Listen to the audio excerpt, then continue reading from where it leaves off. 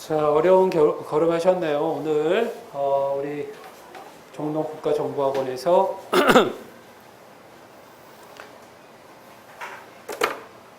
국립외교원 설명회가 진행이 됩니다. 진행하고 있고요. 저는 여기서 국제법과 국제정책을 강의하고 있는 김중일 선생입니다.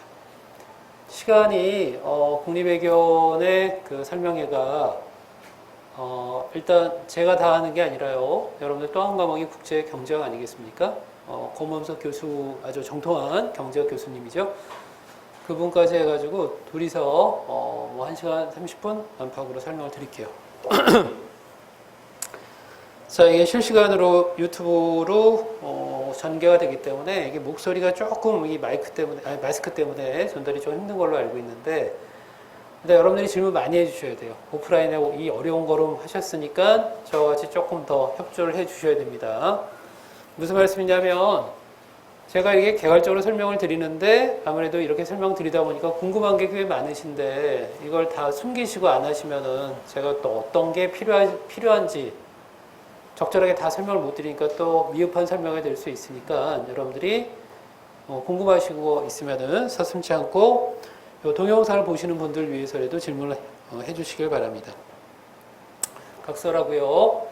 자, 바로 엊그제 시험이 끝났어요. 그죠? 2차 시험 끝났는데 한번 보시면 아시겠지만 이미 어제부터 일단 공공기관에서 이미 문제가 올라갔습니다. 그죠? 사이버 국가고시 센터라고 아시죠?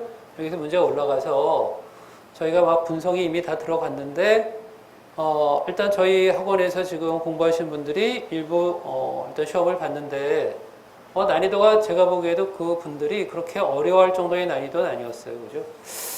자, 국립외교원 시험 5급 시험 아니겠습니까? 외시죠? 예전에. 근데 이게 2014년부터 국립외교원의 제도로 개편이 된 이후에 통합논술이라고 하는 조금 어렵게 생각할 수 있는 논술 과목이 추가되는 바람에 진입장벽이 좀 생겼어요. 그죠? 거기다가 피셋이라고 하는 직무적성 시험이 추가돼가지고 사실 예전에 외모고시는 암기 형태의 문제였다가 이제 형태가 조금 많이 바뀐 거죠. 그죠?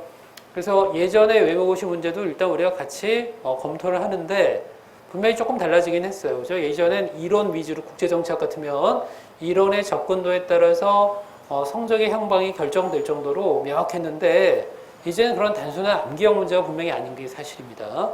거기다 통합논술은 자, 우리가 일단 보통 준비 과목을 하는 게 기본 과목이 국제법, 국제정책, 국제경제학인데 통합논술은 1, 2가 각각의 비중을 좀 달리하지만 세 과목을 믹스한 그 형태예요. 그죠? 결과적으로 이 통합논술이 일단 수험생들한테는 조금 어렵게 느껴지지 않을까 했는데 근데 의외로 제가 그때 계속 같이 수강했던 친구들과 여러 반응이나 그 논리를 한번 보면은 뭐 이게 접근하기 힘들 정도의 어려움을 못 느끼는 것 같아요. 그죠? 자, 결과적으로 우리 국립외교원의 이후의 제도, 바뀐 제도에 대해서도 여러분들이 이미 이제 정착이 됐기 때문에 새로운 정보나 이런 것들이 이미 다 아실 거라고 봅니다. 자, 그래서 이 짧은 시간 동안에 여러분들과 효율적으로 시간을 보기 위해서 일단 뭐 중요한 공부 방법론에 관련돼서 말씀을 드릴게요. 그리고 학원에서 국립외교원 제도의 자, 커리큘럼이 어떻게 형성되고 있는지 그것도 간단히 말씀드리겠습니다. 자, 먼저 일단 국제정치학부터 말씀드리면 국제정치학은 뭐 많이 아시는 것처럼 그냥 이론으로만 정리하면 말이 안 되고요.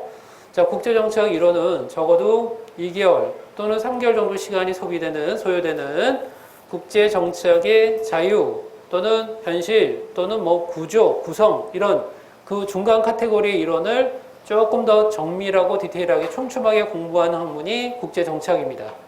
국제정치학은 방금 말씀드린 것처럼 이론으로 끝나는 게 아니라 여기 조금 더 발전적으로 자, 어떤 거와 결합되냐면 이슈와 결합이 돼야 돼요. 이슈라고 얘기하는 건 여러분들 지금 국제적인 현황에서 가장 중요한 지점이 뭐겠습니까?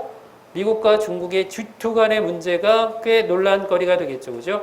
이런 것들이 이슈라고 얘기하는 부분이고 왜 쿼드라고 들어보셨나요? 자, 쉽게 말하면 이것도 역시 G2의 일단 연장선으로 얘기할 수 있는데 미국이 일본과 호주와 인도와 더불어서 인도 태평양 전략이라는 걸 내세워서 중국을 압박하고 있는 구조.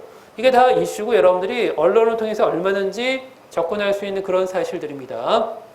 결론적으로 얘기하면 이런 이슈들이 이론과 결합돼서 문제가 일단 여러분들이 어느 정도 자기 답안을 구성하느냐에 따라서 여러분들 이게 뭘 얘기하는 거냐면 객관식 문제가 아니기 때문에 자기 나름대로의 답안 구성에 대한 논리를 만들어야 돼요. 그죠? 그러니까 이론을 알았다고 방금 일단 예를 들었던 뭐 이슈에 관련된 뭐 G2나 이런 것들을 알았다고 해서 쉽게 답안이 구성되는 건 아니고요. 자기 답안의 스타일을 나올 수 있게끔 여러분들이 구성을 하셔야 되는 거죠. 그죠? 이런 것들이 조금 까다로운 작업인데 방금 자 일단 제가 드렸던 말씀이 구체적으로 어떻게 실현되는지를 제가 여러분들을 위해서 문제를 좀 복사를 했거든요.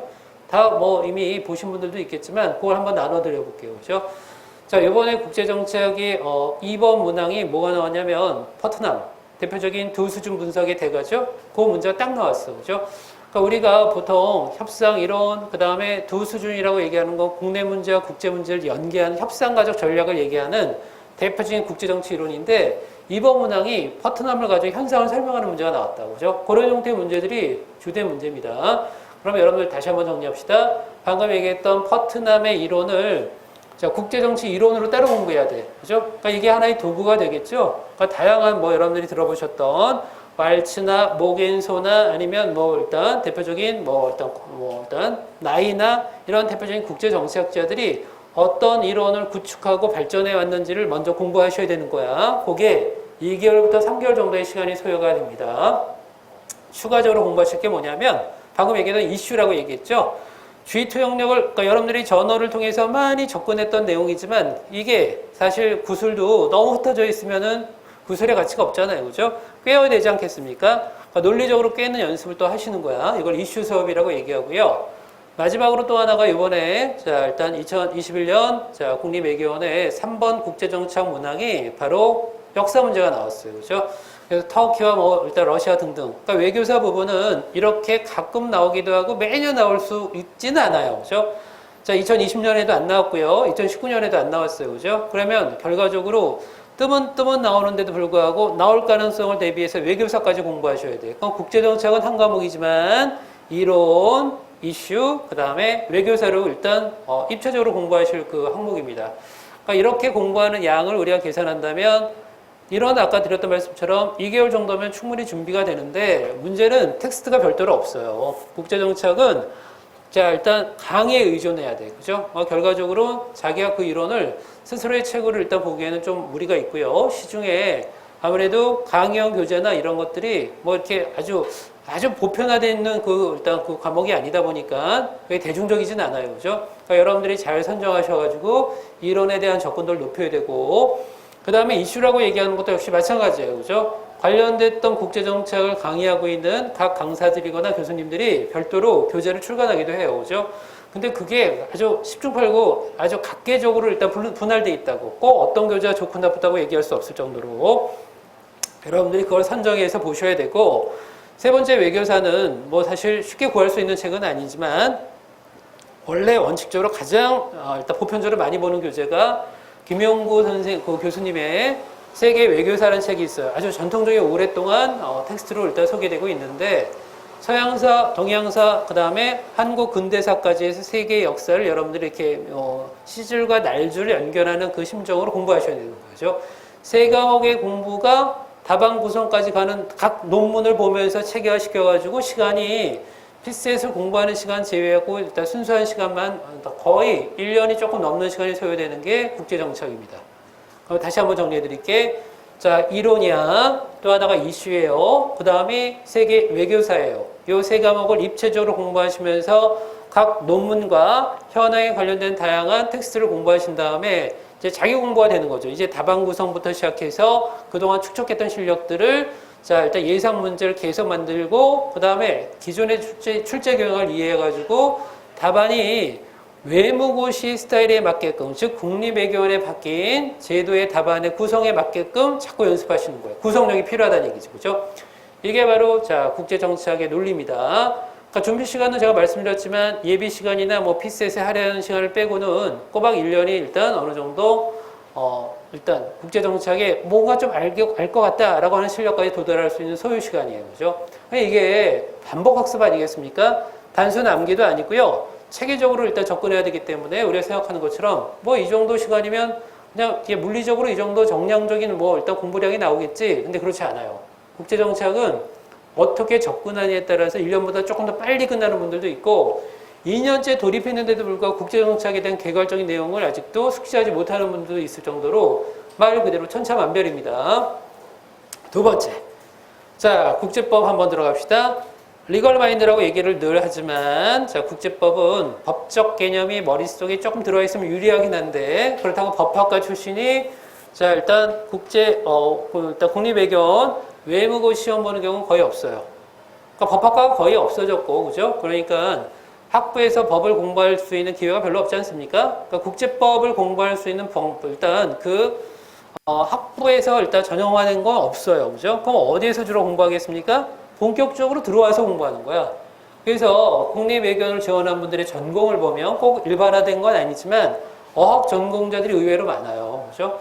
왜냐하면 제2외국어가 나름대로 허들이 되니까 1차 시험에서 그 허들을 넘기기 위해서라도 기존에 가장 준비된 과목이 뭐 국제법을 따로 공부할 일도 없고 다만 정액과나 국제관계학이나 등등의 유사한 일단 전공 과목이 있는 국제정치학은 나름대로 그런 분들이 전공자가 시험 보는 경우는 있어요. 그죠? 근데 특별히 유리할 건 없어.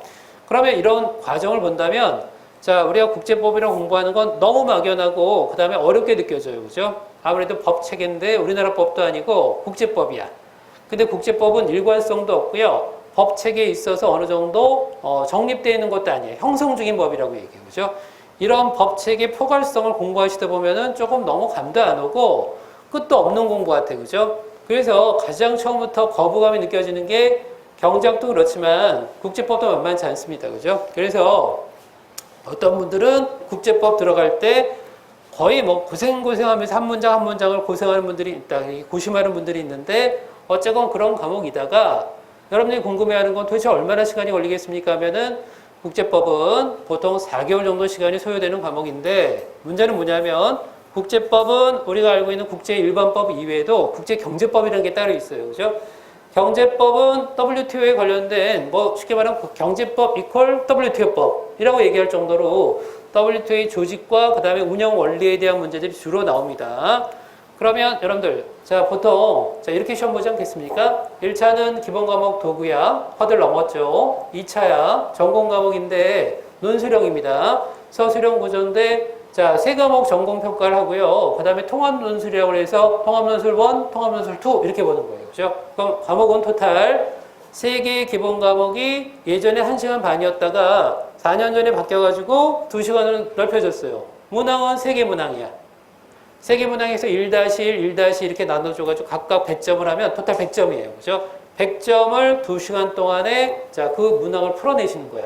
3개 문항이니까 일반적으로 어떻게 국제정책은 배치가 되어 있냐면 아까 얘기한 것처럼 이론에 관련된 부분과 이슈와 연계하는 게 보통 2개 문항 나오고 일반적으로 국제 외교사라는 게 세계 외교사라는 게 한 문장에 예전에 꼬박꼬박 배치됐다가 아까도 얘기했지만 불기출적이 됐어. 그죠? 근데 올해 문제가 나왔다는 얘기입니다.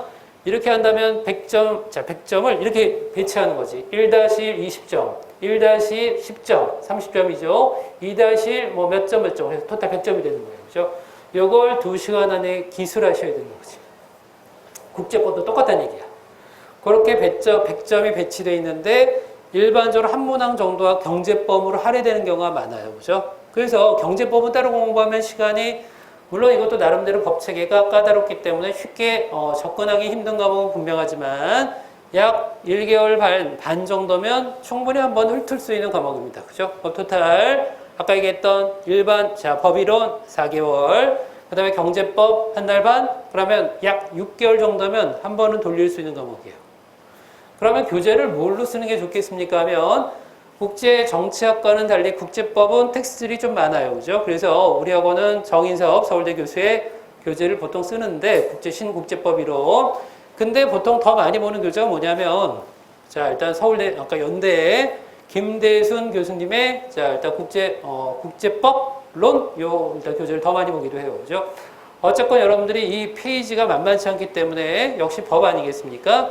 그러면 아주 디테일하고 상세한 이 교재가 출장 2000페이지 가까이 돼요. 그죠? 그러니까 마치 헌법 총론이나 비슷해. 그죠? 민법 총론이나 헌법 개론이나 여기 비슷할 정도의 두께인데 그게 약 1500부터 2000페이지 사이에 일단 존재할 정도의 분량입니다. 요걸 여러분들이 4개월 만에, 그러니까 제가 일단 수업을 하게 되면 여러분들과 요약된 내용을 공부하기 때문에 좀 빨리 끝날 수 있는데, 여러분들은 저와 같이 개요와 그 다음에 법에 대한 어떤 핵심적 내용을 이해하신 다음에 바로 들어가야 되는 게 방금 얘기했던 그 두꺼운 텍스트야. 그죠? 그럼 어쨌건 그게 국제법에 돌아가는 하나의 흐름이라고 본다면 두 번째 국제법 파트가 뭐가 있습니까? 바로 자 꽃이라고 얘기하죠. 판례야, 판례. 판례를 많이 하시는 분이 유리할 수밖에 없는 게, 자 여러분들이 기출문제 보시면 판례를 살짝 응용한 게 의외로 많아요. 그죠? 그러니까 판례를 다양하게 섭렵한 분들이 이 문제가 과거 이 판례를 조금 자 일단 돌린 거구나, 그걸 응용한 거구나, 이걸 알 수 있다고. 그죠? 그러니까 판례 수업은 자 국제법 개론을 다 끝난 이후에 여러분들이 같이 붙여서 공부하실 게 판례란 얘기입니다. 그럼 국제법은 두 과목으로 형성되는 건 아니고요. 두 개의 파트에서 하나 더 들어갈 수 있는 건 조문이야. 거의 끄트머리에 일단 할 수 있는 수업입니다. GS2나 3에서 보통 배치되어 있는 게 조문 해석인데요. 조문을 암기를 다 하면 얼마나 좋겠습니까? 하면 인간의 한계가 있잖아요. 그죠? 그래서 보통 가장 유명한 조문들 자주 쓰이는 거, 국가 책임 초안이나 VCLT 같은 자 말 그대로 비엔나 조약과 협약이거나 아니면 자 일단 외교 면제에 관련된 비엔나 협약이거나 이런 정통한 법에 대한 중요 조문을 여러분들이 해석하시고 암기하면 좋겠죠. 그죠? 왜냐하면 기술할 때 어떤 조문 무엇을 근거로 기술한다는 걸 분명히 명확히 밝히면 답안의 구성력이 좀 더 명확해지겠죠. 그죠? 이런 것들이 조문과 더불어서 공부하실 또 하나의 파트예요. 그럼 세 가지네. 하나는 자 일단 일반 국제법 이론, 두 번째가 판례, 세 번째가 조문 해석입니다. 이 세 가지가 결합돼가지고 시간은 역시 1년 정도가 꼬박 여러분들이 심혈을 기울여서 공부를 하셔야지 나올 수 있는 과목입니다.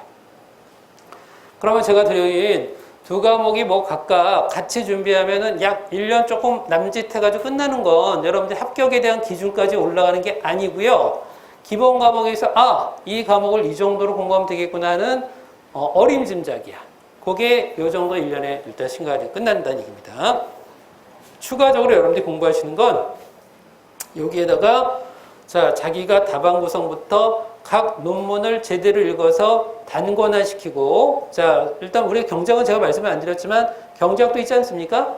그럼 이 경제학까지 포함한다면 각 개론, 강론 이렇게 얘기하는 것들이 의외로 많아요. 그렇죠? 방금 얘기했던 국제법 3개, 국제정치학 3개 이렇게 돼 있잖아요. 그죠? 그러니까 한 과목이 아니라고 꽤 양이 많다고. 그죠? 이걸 하면서 경제학도 같이 봐야 되니까 상당히 공부의 압박이 만만치 않죠. 그죠? 행시나 아니면 뭐 예전에 사시나 이런 과목들 보면은 과목 수도 많고요.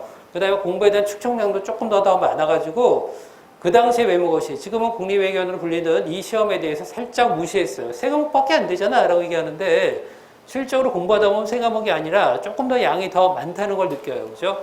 그래서 보통 여러분들이 학원에 의존하시거나 기타 여러분들이 자 일단 공부에 대한 패턴을 같이 연구할 수 있는 분들과 공부하다가 어느 정도 1년 동안에 열중하시다 보면 3과목에 대한 기본 논리가 다 끝나고 나서 이제 여러분들이 각자 도생하시는 거야.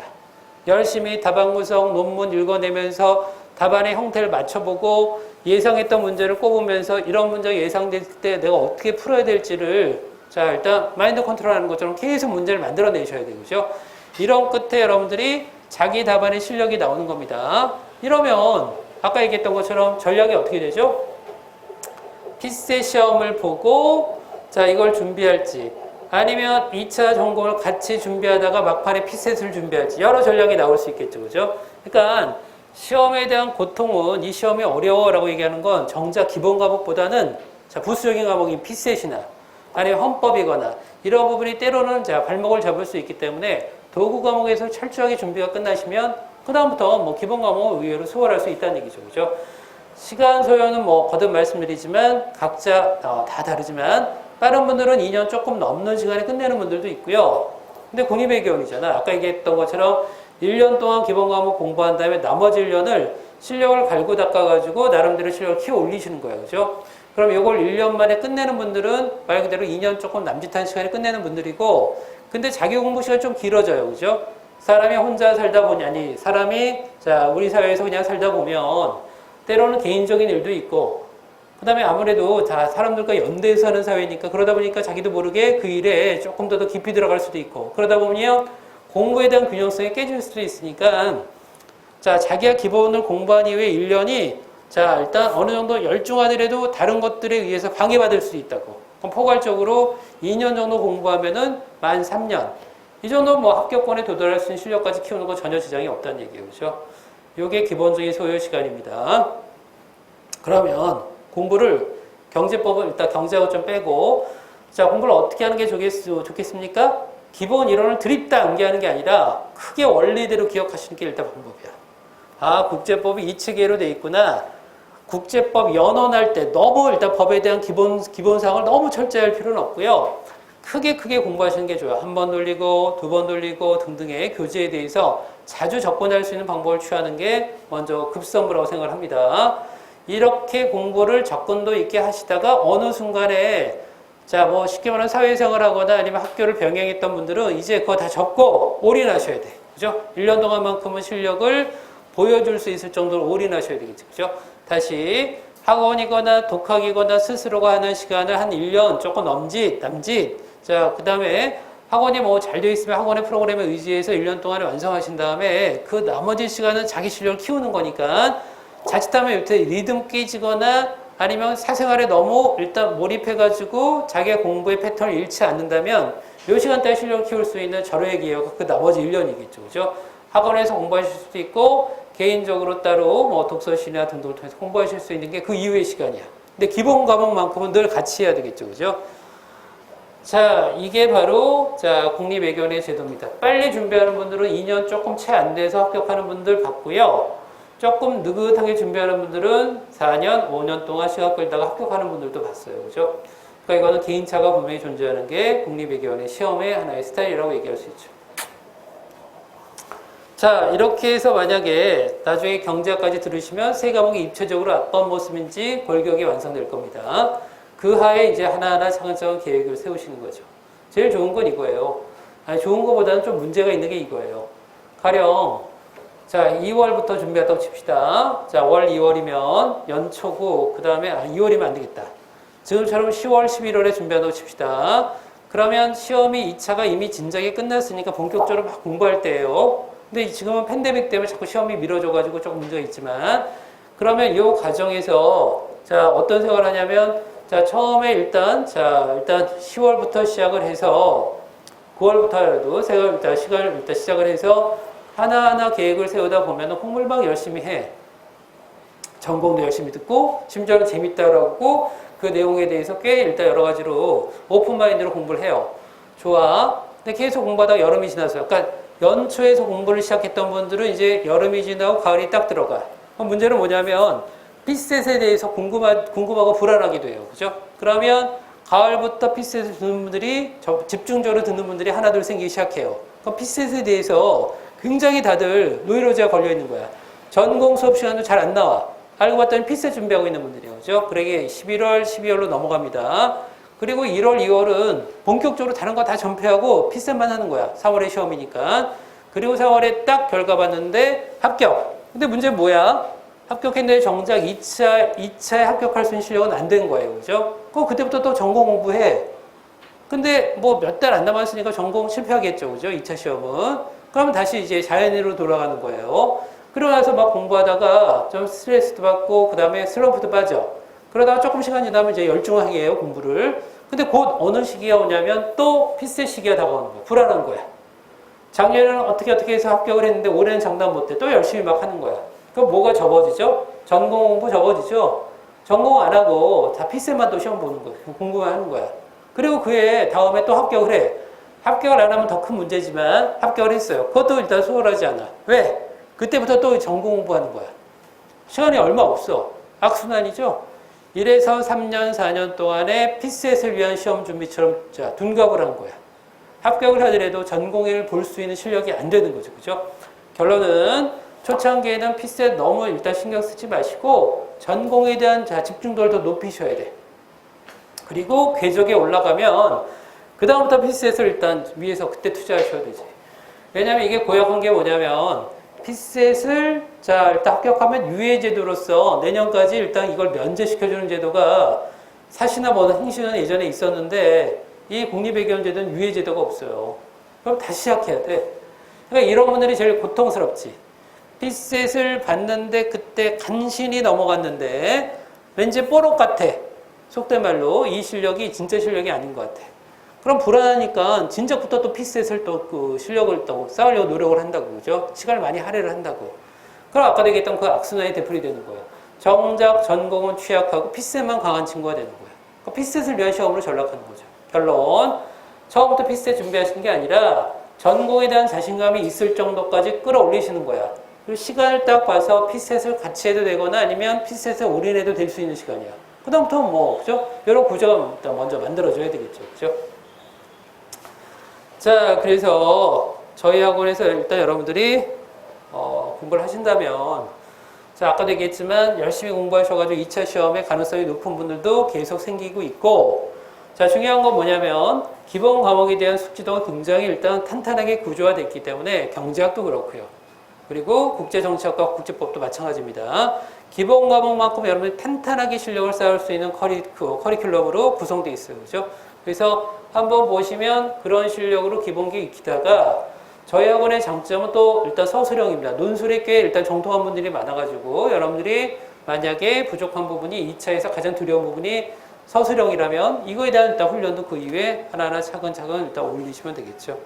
이런 것들이 커리큘럼에 반영이 돼 있어요. 그리고 피셋이 1차, 2차, 1단계, 2단계로 나눠져가지고 좀 정밀하게 접근할 수 있는 기회가 자, 그러니까 낮 시간대가 여러분들이 우리 학원에서 공부하신다면 대부분 다 피셋 공부를 할 수 있게끔 이게 열어놓은 거예요. 그죠? 그럼 거기서 일단 여러분들이 공부하시다가 저녁에 뭐 전공 과목 일단 수업을 들으시거나 이러면서 일단 처리되는 거죠. 그죠? 자, 대략 정리되시죠? 제가 좀 급하게 설명했지만 국제 국립외교원 제도는 이렇습니다. 제가 나중에 나눠드릴게.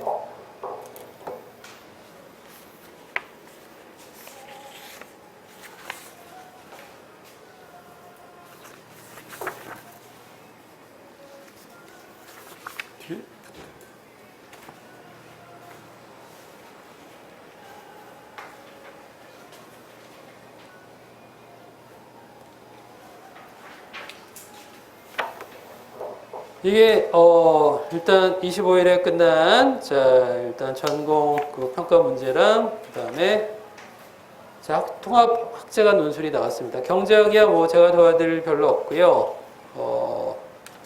국제법 보시면 이렇게 나와요.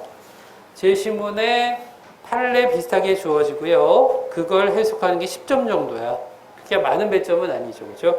2번 문항도 그렇게 돼 있어요. 20점, 20점. 그러면 나머지 자 점수는 어디 있습니까? 뒤로 넘어가시면 역시 똑같은 구조겠죠? 그러니까 거의 판례야. 판례를 조금 변형한 문제들이에요. 그죠? 그러니까 판례 수업이 얼마나 중요한지 아시겠죠? 많은 판례를 정확하게 아는 분들이 유리한 구조입니다. 그리고 자 국제정책 보시면은 냉전 운운에서 요거 쭉 나오는 게 일종의 일단 패권 안정론에 대한 뭐 설명인데 1번 문항이 이렇게 돼 있고요. 40점이나 돼요. 그리고 2번 문항은 그 유명한 두 수준 분석이라고 얘기하는 퍼트남 이론이 나왔어요. 꽤 중요하게 우리가 많이 다뤘던 소재입니다. 3번 문항 보시면 브레스트 리토프스크 조약이라고 얘기하는 1차 세계대전에 미국과 소련과 그 다음에 자 일단 독일이 서로 간에 협약을 맺고 전선에서 이탈했던 대표적인 조약입니다. 그래서 이 조약이 어떤 영향을 끼쳤니? 라고 물어보고 우리 한국사에서 3.1운동 연계해서 문제 나왔어요. 그죠? 이런 게 바로 전공평가. 2시간 내에 여러분들이 구성하시면 되는 거예요. 그 다음에 자 일단 학제간 논술이라고 얘기해서 세 과목이 통합적으로 운영되는 게 학제 통합 논술이에요. 1번, 2번, 그 다음에 제시문 3번 영어로 되어 있습니다. 3번, 그 다음에 자 제일 끄트머리에 질문이 들어가 있어요. 그죠? 자, 중국의 시장 경제 지위를 인정할 경우, 미국은 인정하지 않았습니다. 뭐 이런 걸 구분해서 경제법에 일단 관련된 부분입니다. 그리고 자, 2번 문제가 자, 시장 경제 지위 인정 이후에 라고 해서 반덤핑 관세 역시 자, 일단 국제 경제법에 관련된 부분이 나왔어요. 그리고 WTO 협정에 대한 부분이 2번 문항. 그 그리고 참고해서 자 일단 중상주의 정책 본원에서 나왔어요. 그럼 어디에도 뭐가 없죠? 경제학이 없죠? 그러니까 일단 통합 확장화 논술 1번은 안 나왔어요. 그죠? 자 2번 맞아 보십시다. 자 1번 제시문 1번이 영어 제시문 나왔어요. 그리고 2번 난민에 관련된 문제 자주 나오는 부분이 요새 난민 문제입니다. 그리고 자 4번까지 읽어보시면 뭐 이런 게 난민 지위에 관련된 쪽 내용이라고 친다면 문제가 뭐가 나오겠습니까? 제시문 보통 5개 정도 돼요. 자 문제 1번이 국제법규의 발달, 국제법 파트 문제야. 난민에 관련돼서 보여주는 주요 사례에 대해서 지원금 방식에 대한 부분이 나왔으니까 국제경제법 파트가 2번 문항이에요. 그죠?